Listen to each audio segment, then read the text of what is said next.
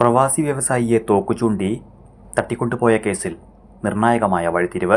തട്ടിക്കൊണ്ടുപോകാൻ quotation നൽകിയത് സ്വന്തം പിതാവിൻ്റെ സഹോദരപുത്രനാണെന്ന് പോലീസ് കണ്ടെത്തി. ഇയാളെ പോലീസ് അറസ്റ്റ് ചെയ്തു. മലപ്പുറം പൂങ്ങോട് പീടിയയ്ക്കൽ വീട്ടിൽ 54 വയസ്സുള്ള സിയാസിനെയാണ് അറസ്റ്റ് ചെയ്തത്. 2025 ഡിസംബർ 6-നാണ് മലപ്പുറം വണ്ടൂർ സ്വദേശിയായ പ്രവാസി വ്യവസായി മുഹമ്മദ് അലിയെ കാർ ആക്രമിച്ച് തോക്കുചൂണ്ടി ഒരു സംഘം തട്ടിക്കൊണ്ടുപോയത്. പിന്നീട് തിരച്ചിലിൽ ഒറ്റപ്പാലം കോതകുറിശ്ശിയിൽ അക്രമികളുടെ കയ്യിൽ നിന്നും രക്ഷപ്പെട്ട മുഹമ്മദ് അലിയെ നാട്ടുകാർ കണ്ടെത്തി.